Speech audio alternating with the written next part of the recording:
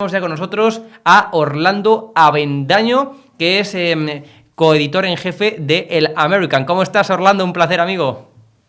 Hugo, ¿qué tal? Un gusto saludarte.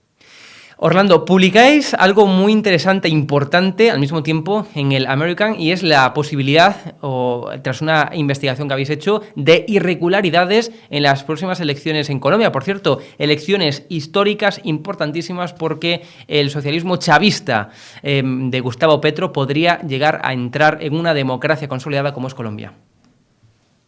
Sí, dos de nuestros mejores periodistas llevan días investigando el tema de las denuncias que hay, el ruido que hay en torno a las elecciones presidenciales.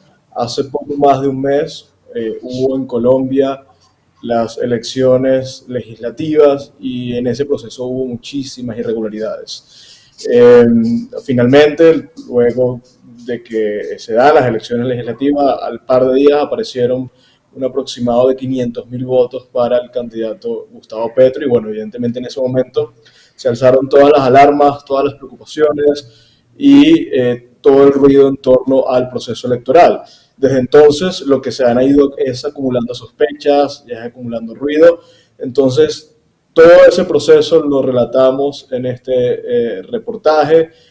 Además entrevistamos a una serie de expertos y también descubrimos algunas vinculaciones de las empresas, por ejemplo, contratadas para el proceso de auditoría o el proceso de veeduría de estas elecciones por el Estado colombiano, propiamente la registraduría, que es sobre lo que caen las dudas que hay en este proceso. ¿Crees, Orlando, sinceramente, que Gustavo Petro, bien en la primera vuelta, bien en la segunda vuelta, entrará al gobierno? O sea, porque es el candidato favorito en las encuestas, en los sondeos, parece.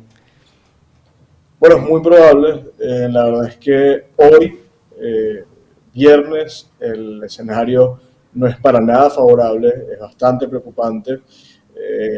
Viene creciendo en las encuestas, de alguna manera llegó a un pico, que es un pico que es bastante preocupante, que es sobre el 40%, mientras el candidato que le sigue, que sería Federico Gutiérrez, tiene poco más del 20%. En una sola encuesta llegó al 30%, y Petro cayó un poquito, como el 28%.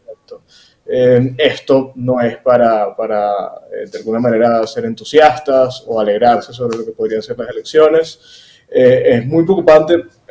Actualmente toda lo que es la campaña de Petro, lo que rodea a la coalición de Petro, que es el pacto histórico, le viene apostando tremendamente al triunfo en la primera vuelta de las elecciones presidenciales.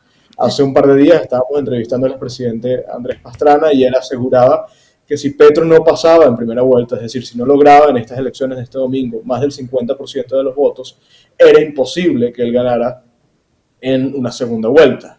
Sin embargo, yo particularmente no soy tan optimista. Si Federico Gutiérrez es finalmente el contendor de Petro en una segunda vuelta, va a necesitar prácticamente los votos de todo el resto de los candidatos para enfrentarse a Gustavo Petro y poder ganar.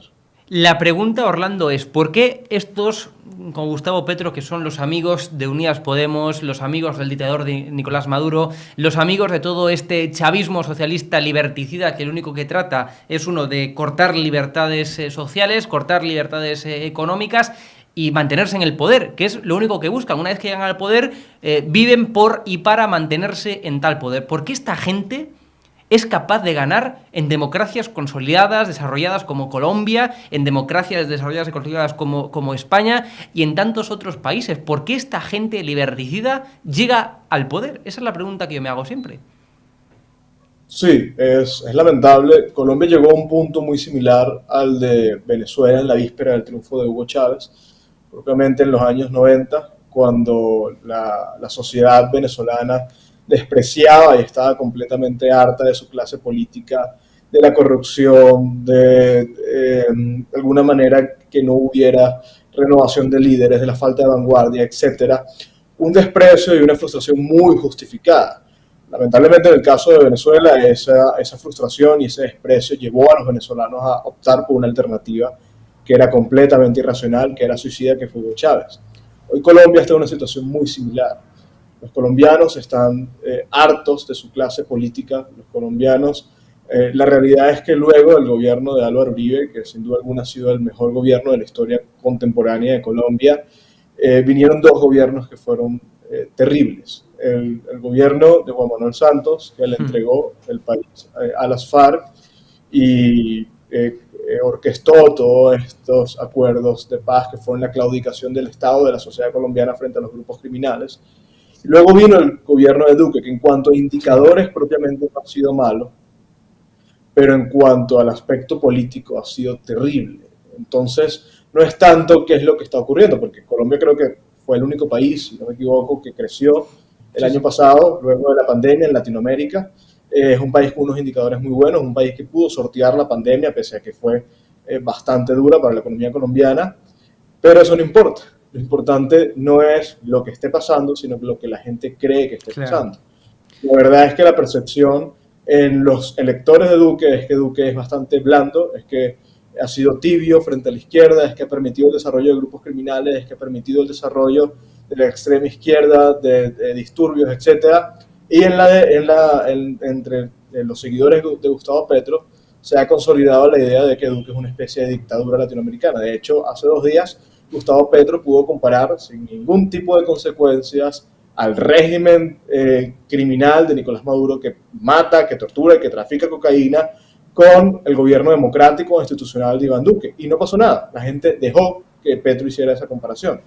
Entonces, esa percepción ha provocado que millones de personas en Colombia vean a Petro como una alternativa, que es completamente suicida. Y para concluir rápidamente, Orlando, vamos a comentar esa carta de 100 intelectuales que habéis publicado en el American y que, entre otras personas, he firmado yo mismo también. 100 personalidades de todo el mundo, políticos, periodistas, economistas, que han firmado esa carta en contra del socialismo chavista que representa Petro y que hay peligro que entre en Colombia. Sí, teníamos días y Hugo, tú también nos apoyaste muchísimo en este esfuerzo y te lo aprovecho para agradecértelo. Yeah. Teníamos varios días tratando de concentrar voces que tuvieran una trayectoria importante en la defensa de las libertades, voces reconocidas, voces importantes, en torno a esta carta recomendándole a los colombianos votar con sensatez, ¿no? Rechazar todas las ideas liberticidas, rechazar todo aquello que va en contra de lo que hace grande a Colombia, ¿no? La economía de mercado, la propiedad, el orden, etcétera. Entonces, logramos, creo que armar un grupo importante de gente, desde, Guillermo Fariñas, Predio Sájarov, Esperanza Aguirre, Esperanza Aguirre, Daniel Lacalle también. Daniel Lacalle, Cuesta, en España, y Espinosa de los Monteros, Rocío Monasterio, Germán gente de todo tipo, gente que quizás en un espacio natural no se juntaría, pero afortunadamente en esta oportunidad se juntó para recomendarle a los colombianos rechazar el socialismo y a la extrema izquierda, que obviamente representa a Gustavo Petro. Orlando Avendaño, un placer como siempre tenerte por aquí por Revista Digital. Un fuerte abrazo, amigo, gracias.